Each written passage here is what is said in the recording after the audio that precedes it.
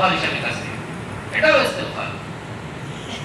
আর নেন যে ইউনূস আলাইহিস সালাম যে দোয়া করেছিলেন, এটা পড়েন, লা ইলাহা ইল্লা আনতা সুবহানাকা ইন্নী কুনতু মিনাজ জালিমিন, এটা পড়েন, এটাও ইস্তেগফার, এটাও ইস্তেগফার।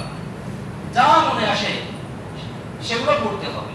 এগুলো পড়ে আল্লাহ রাব্বুল আলামিনের কাছে আমাদেরকে ক্ষমা চেয়ে নিতে হবে, ক্ষমা চেয়ে নিতে হবে। দুনিয়া থেকে যদি আমি আমার পাপ মোচন করে না নিতে পারি, তাহলে আমাদের সেই শক্তি নাই, আমাদের সেই ক্ষমতা নাই যে কিয়ামতের দিনে জাহান্নামের আগুন আমি সহ্য করতে পারব।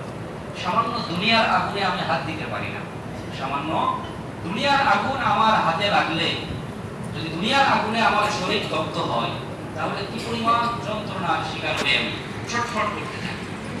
তাহলে জাহান্নামের আগুন, যেটা এই দুনিয়ার আগুনের চেয়েও আরো 70 গুণ কি হবে, তেজোদীপ্ত হবে, এই আগুন আমি কিভাবে সহ্য করব?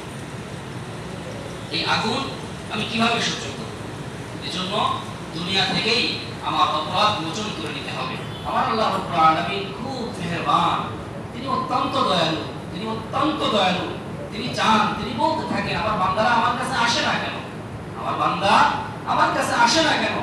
শেষ রাত্রে আল্লাহ রাব্বুল আলামিন ডাকতে থাকেন, আলা মিন মুস্তাগফিরিন ফাগফির লাহ। কেউ কি আছে, কেউ আছে যে নিজের অপরাধ মোচন করতে চাইবে, যে অনেক গুনাহ করে ফেলেছে, আমার কাছে এসে ক্ষমা চাইবে? এমন কি কেউ আসো? তোমরা আসো, আমার কাছে এসে ক্ষমা চাও, আমি তোমাদের অপরাধ মোচন করে দিব, আমি তোমাদের তওবা কবুল করব, আমি তোমাদের গুনাহ মাফ করে দিব। এমন কি কেউ আসো? আসো, আমার কাছে এসে ক্ষমা চাও।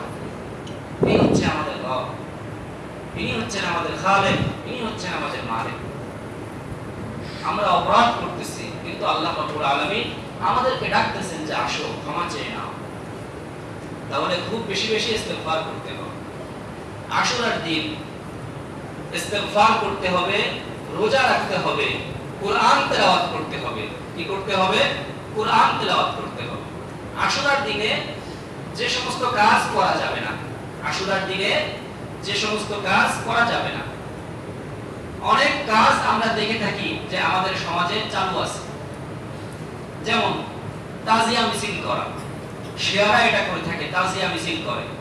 আশুরার দিন আসলে যদি কারবালার ইতিহাস পড়া হয়, হুসাইন রাদিয়াল্লাহু আনহুর ইতিহাসটা যদি পড়া হয়, তাহলে দেখা যায় যে এই শিয়া সম্প্রদায় বারবার কুফা থেকে, তাদের মধ্য থেকে ব্যক্তিবর্গরা বারবার কুফা থেকে হুসাইন রাদিয়াল্লাহু আনহুর কাছে চিঠি পাঠাইছিল যে আপনি কুফাতে আসেন, আমরা সবাই